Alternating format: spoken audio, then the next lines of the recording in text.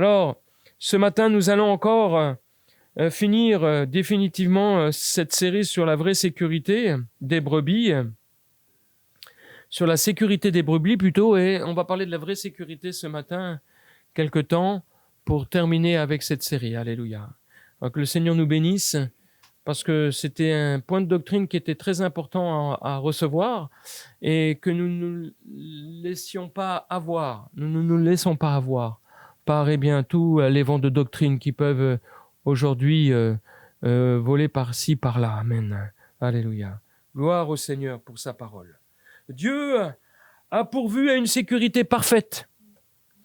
Et pour chacun d'entre nous, cette sécurité, elle est parfaite. Et pour chacun de ses enfants, bien sûr, qui se confient en lui. Amen. C'est une sécurité qui est réelle et absolue et qui justifie parfaitement les promesses de sa parole sainte. Ce n'est pas à cause des œuvres de justice que nous aurions faites, mais c'est selon sa miséricorde, par le baptême de la régénération et par le renouvellement du Saint-Esprit. Nous sommes en sécurité. Si j'ai goûté à la régénération et à la sanctification par l'Esprit de Dieu, alors je suis en sécurité, mes amis. Je suis en sécurité par rapport à l'éternité. Je suis en sécurité par rapport au fait que, quoi qu'il m'arrive, j'entrerai dans le royaume des cieux. Définitivement. Amen. C'est une sécurité qui sauve. C'est une sécurité qui garde l'âme confiante des péchés connus et délibérés. J'ai connu des péchés. Mais je suis sécurisé. Je suis sauvé. Mon âme est gardée par l'Esprit de Dieu. Alléluia. De ce que j'ai pu connaître. Alléluia. Gloire à Dieu.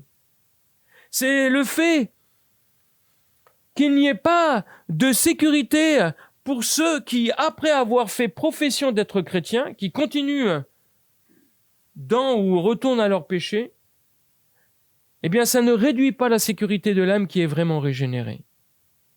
Bien sûr qu'il y a des gens qui ont fait profession d'être chrétiens et qui vivent dans le péché aujourd'hui, qui sont retournés peut-être dans le péché, ou qui n'ont pas cessé, en fait, de vivre dans le péché. Ça ne retire rien pour le fait que je vis dans la sécurité pour mon âme. Amen. Alléluia. Parce qu'il est écrit dans le passage de 1 Jean au chapitre 2 au verset 19 que dans bien des cas, ces personnes n'étaient jamais vraiment sauvées. Il est écrit « Ils sont sortis du milieu de nous, mais ils n'étaient pas des nôtres. Car s'ils eussent été des nôtres, ils seraient demeurés avec nous. Mais cela est arrivé afin qu'il fût manifeste que tous ne sont pas des nôtres. » Vous voyez, il y a des gens, il y a des personnes qui sont venues dans le champ de Dieu, professant leur légitimité de chrétiens. Mais la Bible nous dit qu'ils n'étaient pas des nôtres, parce que s'ils avaient été des nôtres, ils seraient restés avec nous. Ils seraient restés avec cet esprit de Dieu. Ils seraient restés avec cette pensée de Dieu. Ils seraient restés avec cette présence de Dieu. Ils seraient restés avec cette sécurité véritable qui garde mon âme. Alléluia. La parole parle aussi encore d'autres personnes comme du sel qui a perdu sa saveur et qui ne sert plus qu'à être jeté dehors et foulé aux pieds des hommes. C'est un passage que nous pouvons voir dans Matthieu, l'évangile de Matthieu, chapitre 5. Ou encore, quiconque met la main à la charrue et regarde en arrière n'est pas propre au royaume de Dieu. C'est aussi un passage de l'évangile de Luc, au chapitre 9. Amen. Si je suis vraiment déterminé à marcher par la foi et dans la foi, alors Dieu a prévu une sécurité parfaite pour mon âme par la régénération. Et dans chaque cœur humain, je crois vraiment qu'il y a à la recherche d'une sécurité, un désir légitime. Mais on ne peut pas la trouver dans une vie remplie de péchés et de défaites spirituelles. Si je vis dans le péché, alors je me leurre. Comment rechercher une sécurité si je vis dans le péché? Si nous devrions prendre un exemple concret pour parler de cette sécurité, vous savez, il y a des gens qui cherchent la sécurité qui ne la trouvent jamais. Il y a par exemple dans la parole des gens qui... il est écrit au sujet de ces personnes qui ne font que chercher la vérité, mais ils n'aboutissent jamais à rien. Ils n'arrivent jamais à avancer. Amen. Pourquoi? Parce qu'ils ne rentrent pas dans le chemin. Ils ne rentrent pas par la porte étroite. Ils ne rentrent pas par ce que Dieu a donné pour que nous soyons en sécurité. Alléluia. Amen. Je crois vraiment que il y a des passages obligés, des comportements nécessaires. Alléluia. Une disposition du cœur qui est nécessaire pour pouvoir trouver cette sécurité véritable. Alléluia. Il est écrit dans 1 Pierre au chapitre 3 et au verset 12, « Les yeux du Seigneur sont sur les justes, et ses oreilles sont attentives à leurs prières. Mais la face du Seigneur est contre ceux qui font le mal. » Amen. Dans le psaume 66, 18, il est écrit « Si j'avais conçu l'iniquité dans mon cœur, le Seigneur ne m'aurait pas exaucé. » Vous avez comme ça des gens qui se plaignent que Dieu ne répond pas à leurs prières, ou que Dieu ne fait rien, ou que Dieu n'a pas été pour eux. Mais si, c'est une bénédiction que Dieu ne réponde pas pour eux. Parce que au moins, Dieu demeure Dieu, au moins Dieu demeure dans sa justice, au moins Dieu demeure dans sa nature, de toute façon, il ne peut changer. Et Jésus est le même hier, aujourd'hui et éternellement. Amen. Oui, il est encore écrit dans Proverbes, au chapitre 28 et au verset 9, « Si quelqu'un détourne l'oreille pour ne pas écouter la loi, ou la parole de Dieu, si je détourne l'oreille pour ne pas l'écouter, il est écrit que sa prière même est une abomination. » Alléluia. Oh bah oui. Ah bah j'ai prié, c'est vrai que le Seigneur répond. La première fois que je viens, je connais rien du tout. Je ne sais rien. Dans sa grâce, le Seigneur prend un temps avec moi pour pouvoir m'attirer à lui et peut répondre à des moments bien précis, à cette période de ma vie. Parce que j'ai une petite recherche. Parce que j'ai une petite implication envers lui. Alors Dieu répond quand même. Mais ça ne va pas continuer. Ça ne va pas continuer si je détourne mon oreille de sa parole. Parce que sa parole, la parole est Dieu. Et si je me détourne de la parole, je me détourne de Dieu. Comment je veux venir à Dieu si je me détourne de lui? Vous avez toutes sortes comme ça de personnes aujourd'hui dans des associations de toutes sortes de disciplines qui sont friands, sensibles aux signes qui peuvent y avoir dans le monde spirituel et les recherchent et se sécurisent intellectuellement de voir des choses. Mais je vous dis, c'est grave. Il n'y a aucune parole, il n'y a aucun fondement à ces choses-là. Il n'y a aucune vérité qui sort de ce type de recherche. Alléluia. Si ce n'est un aveuglement toujours plus puissant des choses de Dieu. Encore dans 2 Chroniques au chapitre 15 et au verset 2, il nous est dit que l'Éternel est avec vous quand vous êtes avec lui. Si vous le cherchez, vous le trouverez. Mais si vous l'abandonnez, il vous abandonnera. Amen. Je viens pas une fois et puis je repars. Vous savez, le Seigneur voit les choses un peu plus loin que nous, non? Et si des fois ça tarde, si des fois c'est en chemin, ça peut se détourner de nous et retomber sur la tête d'un autre, notre bénédiction. si nous ne prenons pas véritablement la disposition qui est réclamée. C'est nécessaire, je crois, de chercher vraiment et de trouver le Seigneur. Amen. Et de le garder. Parce que quand on a goûté au Seigneur, on sait qu'il est bon et qu'il n'y a rien de meilleur que lui. Alléluia, dans ce monde. Ceux qui disent donc sauf pour avoir accepté le Sauveur, les actions de l'homme n'ont pas de rapport avec le salut, et qu'ainsi aucune action ou faute de l'homme ne peut lui enlever sa condition d'être sauvé, cela ne contribue pas à la sécurité, mais conduit à une présomption fatale et une confiance mal placée. Amen.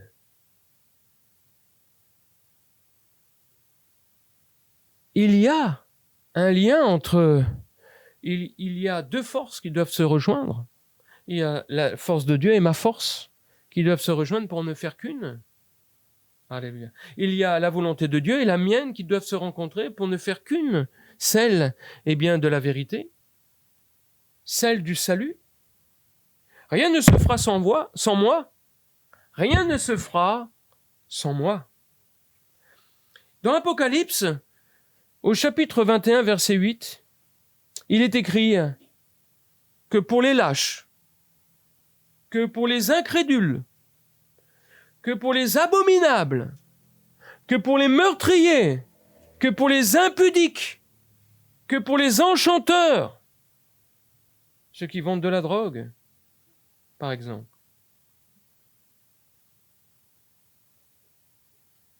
pour les idolâtres, comme beaucoup de religions, si ce n'est toutes les religions aujourd'hui.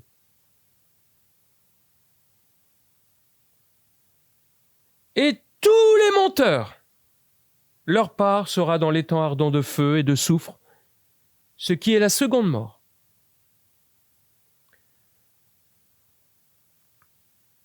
Et ça ne sert à rien d'ajouter, à moins qu'il ne se soit converti autrefois.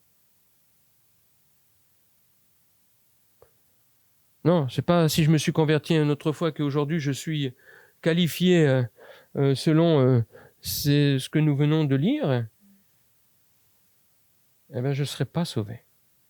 Le juste qui retourne au péché ne mourra pas seulement une fois physiquement, mais il va mourir aussi dans la seconde mort. C'est ce que dit la Bible. Alors, la vraie sécurité, elle repose tout d'abord sur le reniement complet de la confiance en soi et la mollesse envers le péché.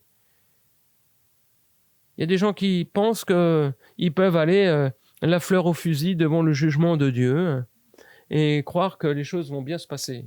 Ils vont pouvoir argumenter, ils vont pouvoir discuter, se défendre comme ils le font autour d'eux, ici-bas. C'est terrible, hein ? De penser que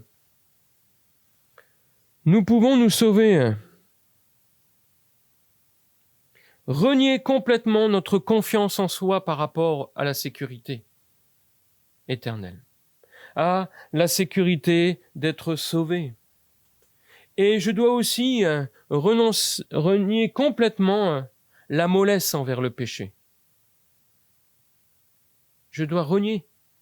Quand je discerne, quand Dieu me montre, là, tu pèches. Alors je dois vraiment détruire cette mollesse. Je ne dois pas la laisser faire son œuvre en moi. Amen. Et j'ai ce pouvoir en Jésus-Christ. Amen. Gloire à Dieu. Alléluia. Amen. Alléluia. Gloire à Dieu. Et c'est pour la liberté que Christ nous a affranchis. Demeurez donc fermes et ne vous laissez pas mettre de nouveau sous le joug de la servitude.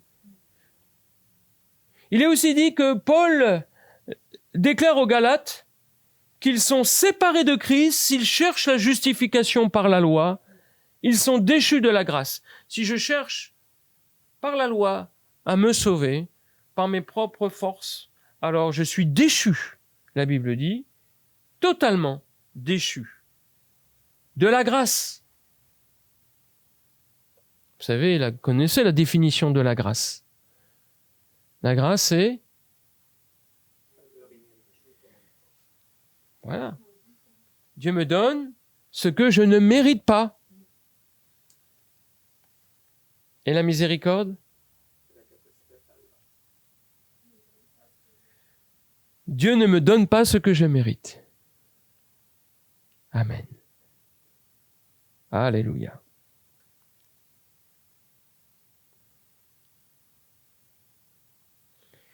Dans Apocalypse chapitre 2 au verset 4, il nous est dit: « Ce que j'ai contre toi, c'est que tu as abandonné ton premier amour.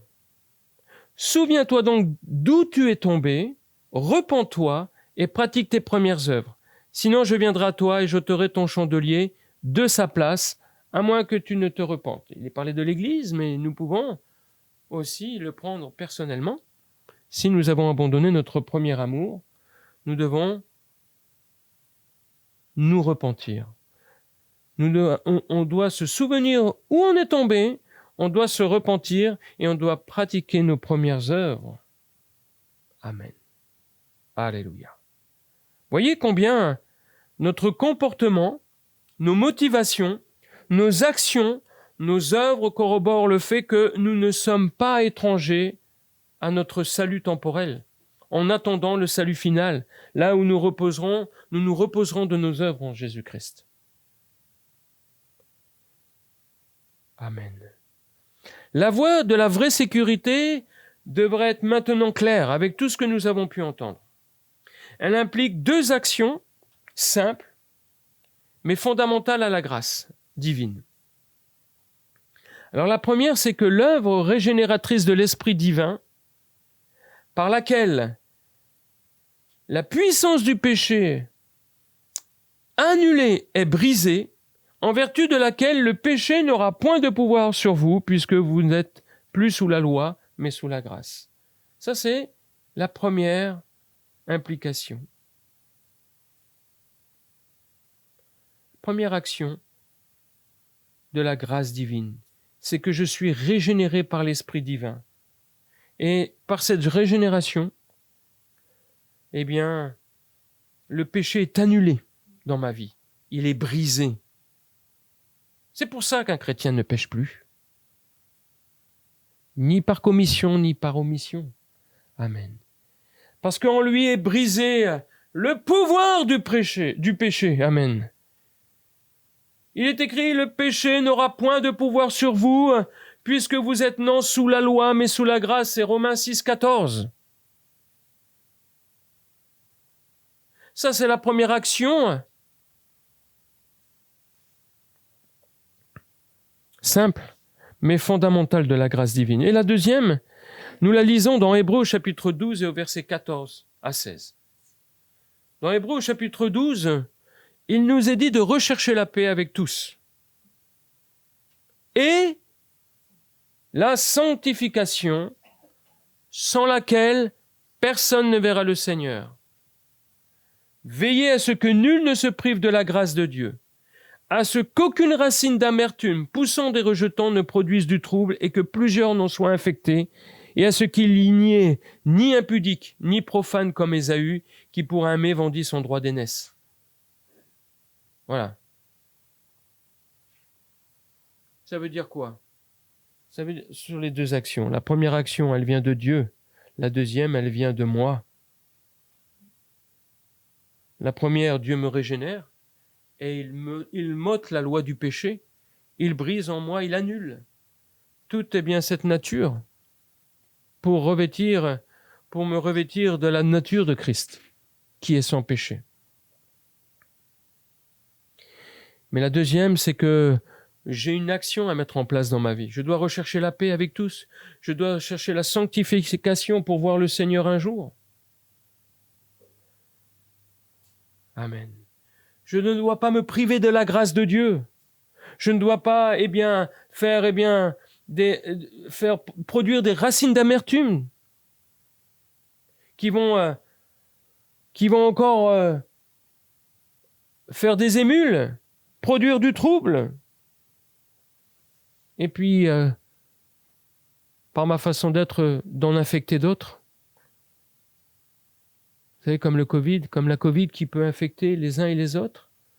Je crois que la grâce qui est sur nous et le nouveau régime en Jésus-Christ doit pouvoir affecter, pas infecter, mais affecter les autres.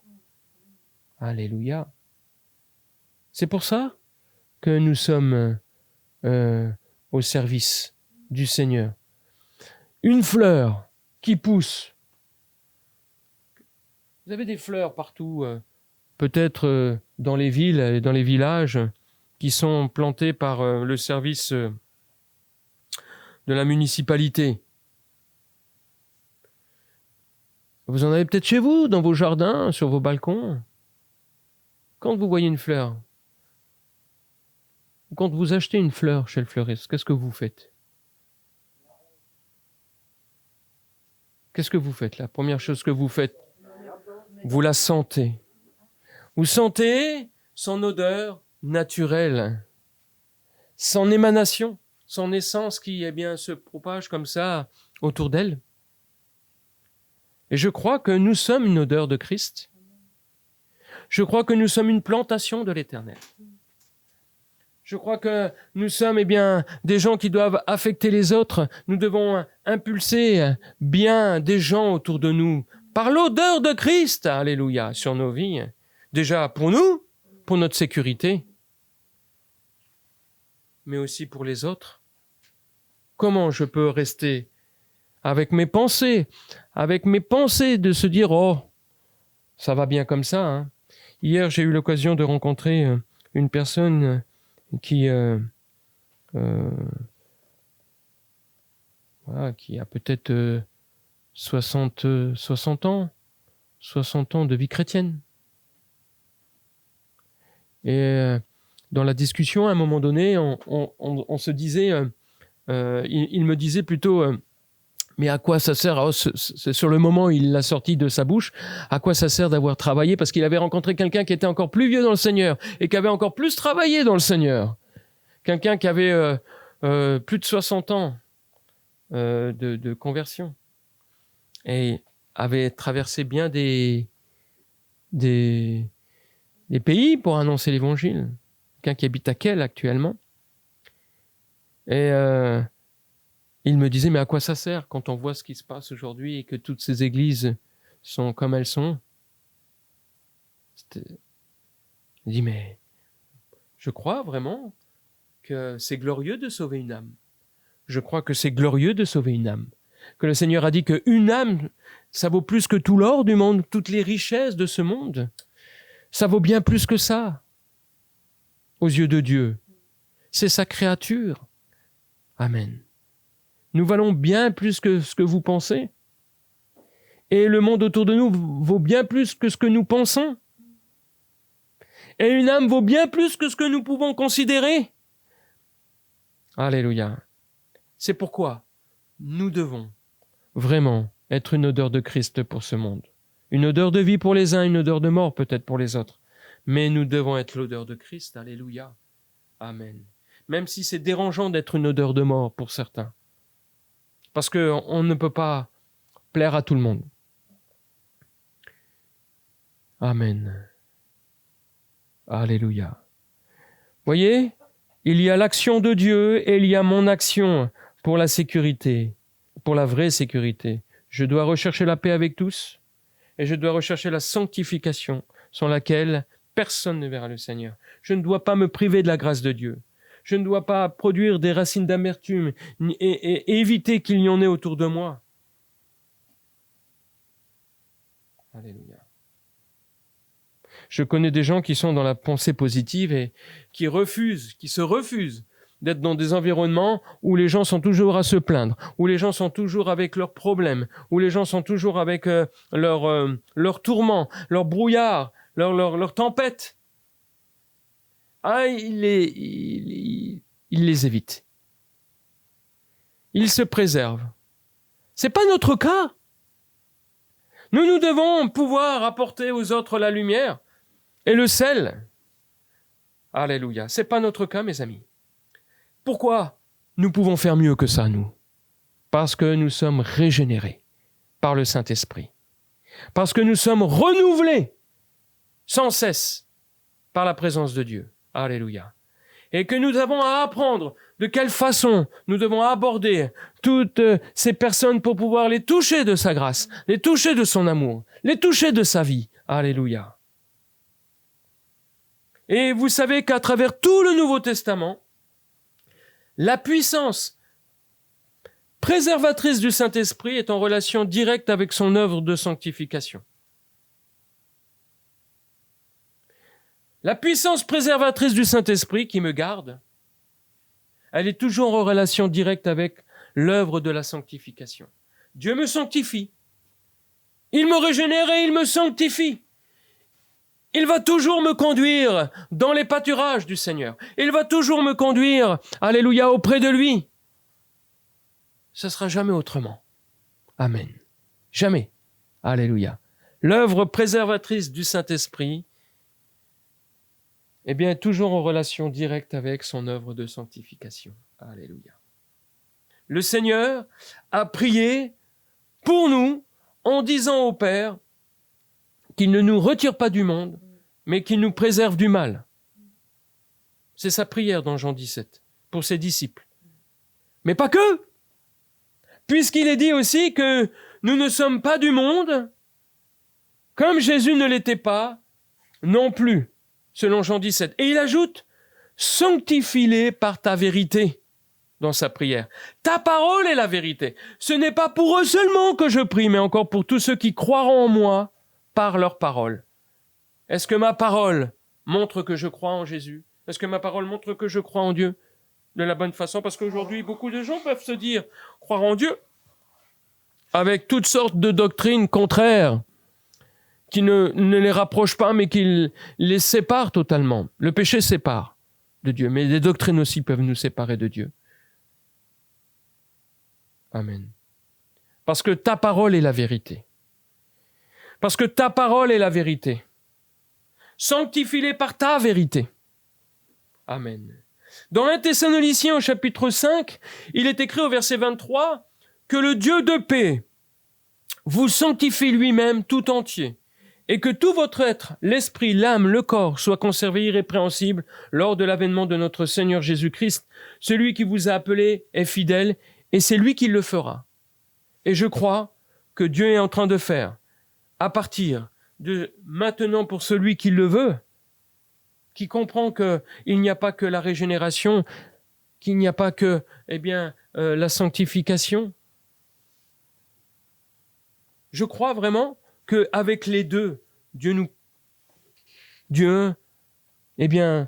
nous conserve irrépréhensibles dans l'esprit, dans l'âme et dans le corps, pour le jour de son avènement, pour le jour où nous allons le rencontrer. Alléluia. Il nous reconnaîtra, puisque c'est lui qui aura fait cette œuvre en nous. Amen. Alléluia. Ce sera extraordinaire. Un moment glorieux. Amen. Dans Romains 6 encore, et au verset 6, il est écrit « Sachant que notre vieil homme a été crucifié avec lui, afin que le corps du péché fût détruit, pour que nous ne soyons plus esclaves du péché. » Alléluia. Et il est un constat tragique, celui des fausses doctrines donc qui paralysent encore aujourd'hui la foi de tant d'enfants de Dieu. On leur a enseigné de vivre d'après le 7e chapitre aux Romains en gémissant. Je vais vous le lire. Au chapitre 7 de Romains, il est écrit au verset 14 « Je suis charnel, vendu au péché ». Au verset 15 « Je ne sais pas ce que je fais. Je ne fais point ce que je veux et je fais ce que je hais. Or, si je fais ce que je ne veux pas, je reconnais par là que la loi est bonne. Et maintenant, ce n'est plus moi qui le fais, mais c'est le péché qui habite en moi. Ce qui est bon, je le sais, n'habite pas en moi, c'est-à-dire dans ma chair. J'ai la volonté, mais non le pouvoir de faire le bien. Car je ne fais pas le bien que je veux et je fais le mal que je ne veux pas. Et si je fais ce que je ne veux pas, ce n'est plus moi qui le fais, c'est le péché qui habite en moi.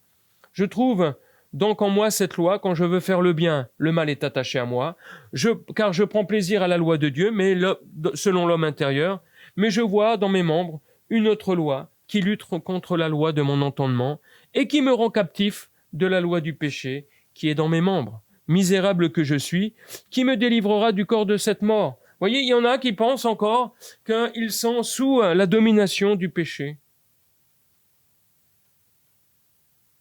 Parce qu'ils se sont arrêtés à Romains 7. Mais moi j'ai Romains 8, et c'est l'évangile de Paul, Romains 8. Et dans l'évangile de Paul, dans Romains 8, eh bien on ne demeure pas dans un tel point de vue où on est limité par la puissance de Dieu. Romains 7 vous limite à la puissance de Dieu. Romains 8 vous en décuple toute son étendue.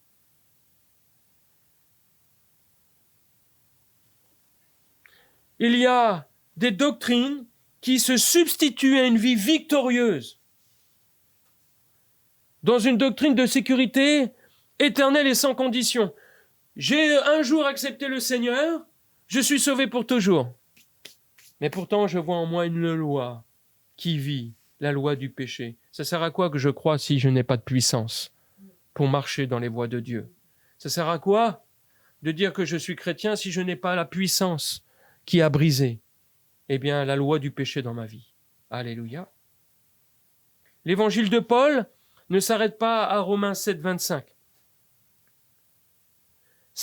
Il atteint son comble en Romains 8, 2, où il est écrit « En effet, la loi de l'esprit de vie en Jésus-Christ, la loi de l'esprit de vie en Jésus-Christ, m'a affranchi de la loi du péché et de la mort. » Romains 8, 2. Amen. Alléluia! La loi de l'esprit de vie en Jésus-Christ m'a affranchi de la loi du péché et de la mort. L'évangile de Paul est formidable. Alléluia. Mais vous avez aussi le vrai évangile de Christ qui refuse de s'arrêter à Galates 5, 17. Vous savez, Galates 5, 17, c'est la chair a des désirs contraires à ceux de l'esprit et l'esprit en a de contraires à ceux de la chair. Ils sont opposés entre eux afin que vous ne fassiez point ce que vous voudriez. Mais le vrai évangile de Christ, c'est Galates 5, 22, où il est écrit « Mais le fruit de l'esprit, c'est l'amour, c'est la joie, la paix, la patience, la bonté, la bénignité, la fidélité, la douceur, la tempérance. La loi n'est pas contre ces choses. Ceux qui sont à Jésus-Christ ont crucifié la chair avec ses passions et ses désirs. Amen. » Voilà le programme de la sécurité de Dieu. Amen. Alléluia. Le programme de la sécurité de Dieu travaille.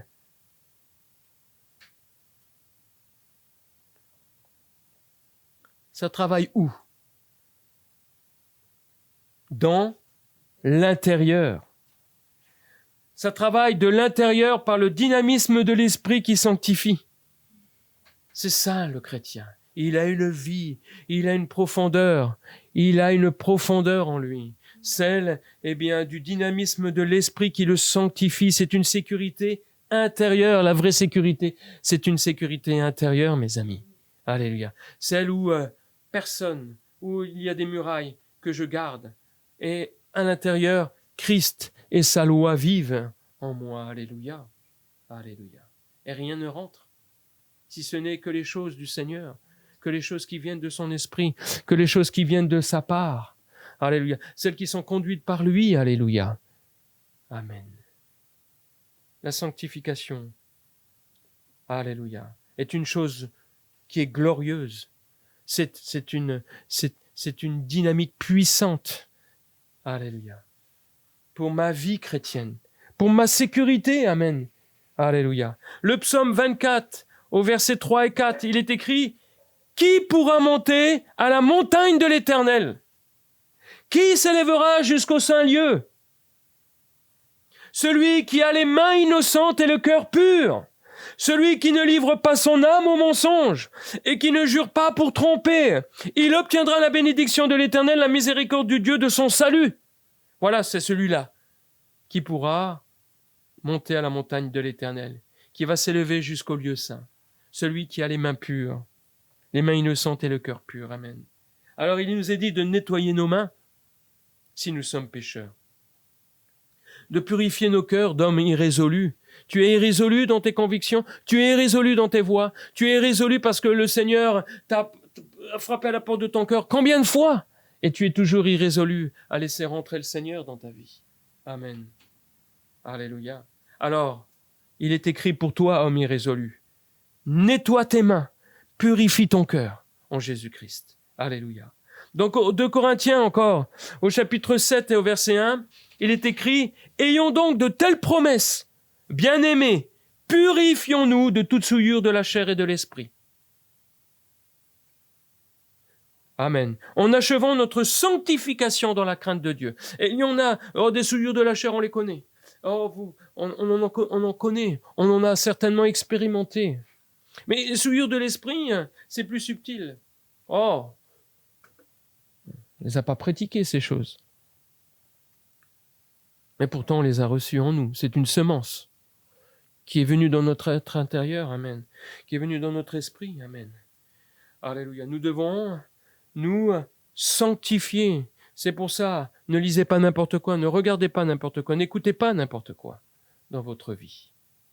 Et il y a toutes sortes de programmes terrestres, une sagesse d'en bas qui vous propose, de vous alimenter la personne intérieure que vous êtes. Alléluia. Attention à ce que je regarde, à ce que j'écoute, à ce que j'entends, à ce que je dis, de ce que j'ai entendu, de ce que j'ai vu, au lieu de donner la parole de Dieu dans ma bouche. Amen. Il est écrit encore que nos cœurs sont purifiés par la foi. Un dernier passage dans Actes 15, 8, il est écrit « Dieu, qui connaît les cœurs, leur a rendu témoignage en leur donnant le Saint-Esprit comme à nous. » C'était pour les païens. Et il n'a fait aucune différence entre nous et eux, ayant purifié leur cœur par la foi.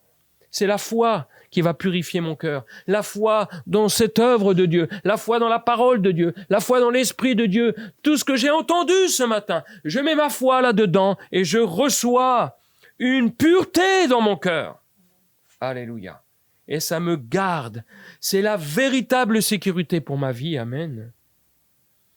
Un cœur pur, impliquant une vie sans tache et un service consacré et la sécurité complète suffisante qui est accordée aux enfants de Dieu. C'est ça un enfant de Dieu. Un cœur pur, une vie impliquée, sans tache, un service consacré. C'est la vraie sécurité pour le chrétien. Alléluia. Je ne viens pas simplement le matin, passer 1 heure ou 2. Non, je suis impliqué, je suis consacré, je sais ce que Dieu attend de moi. J'ai une vie à mener ici-bas avec lui. J'ai une vie à le laisser m'utiliser comme un instrument de sainteté, comme un instrument de justice, comme un instrument de paix, un instrument d'amour, un instrument de vérité, alléluia, pour ce monde qui se perd, qui est perdu. L'un des plus grands résumés de l'Évangile, pour finir, se trouve dans le Nouveau Testament. On peut le lire dans 2 Pierre au chapitre 1, au verset 2 à 11. C'est vraiment un grand résumé de l'Évangile par l'apôtre Pierre. 2 Pierre 1, 2, 11. La grâce et la paix vous soient données, vous soient multipliées par la connaissance de Dieu et de Jésus-Christ notre Seigneur. Comme sa divine puissance nous a donné tout ce qui contribue à la vie et à la piété, au moyen de la connaissance de celui qui nous a appelés par sa propre gloire et par sa vertu, lesquels nous assurent de sa part les plus grandes et les plus précieuses promesses, afin que par elles vous deveniez participants de la nature divine, en fuyant la corruption qui existe dans le monde par la convoitise. À cause de cela, même faites tous vos efforts pour joindre à votre foi la vertu. À la vertu, la science. À la science, la tempérance. À la tempérance, la patience. Et à la patience, la piété. À la piété, l'amour fraternel. Et à l'amour fraternel, la charité. Car si ces choses sont en vous, et y sont en abondance, elles ne vous laisseront pas oisifs, ni stériles, pour la connaissance de notre Seigneur Jésus-Christ. Mais celui qui, ces choses ne sont point, est aveugle. Il ne voit pas de loin, et il a mis en oubli la purification de ses anciens péchés. Et c'est pourquoi, frères, appliquez-vous d'autant plus à affermir votre vocation et votre élection. Car en faisant cela, vous ne brancherez jamais. C'est ainsi en effet que l'entrée dans le royaume éternel de notre Seigneur et Sauveur Jésus-Christ vous sera pleinement accordée. Amen. Alléluia. Alléluia. Ajoutez à votre foi la vertu. Amen. Et la science, et la tempérance, et la patience, et la piété, et l'amour fraternel, et la charité. Alléluia. Amen. Ajoutez. Amen. C'est quelque chose de formidable. Je sais que au ciel, nous ne demeurerons jamais statiques dans notre connaissance de Christ, dans notre connaissance de Dieu. Chaque instant sera un moment privilégié pour découvrir quelque chose de plus grand encore, de meilleur encore, de plus glorieux encore, de plus exemplaire encore de la personne de Christ et du Père. Alléluia. Nous allons avoir une source infinie, amen, qui va nous renouveler, nous régénérer dans la connaissance de Christ. Alléluia. C'est quelque chose que nous devons commencer. Alléluia. Puisque nous sommes déjà dans le royaume de Dieu. Alléluia, en Christ et par le Saint-Esprit. Amen. Que Dieu vous bénisse. Alléluia. Pleinement.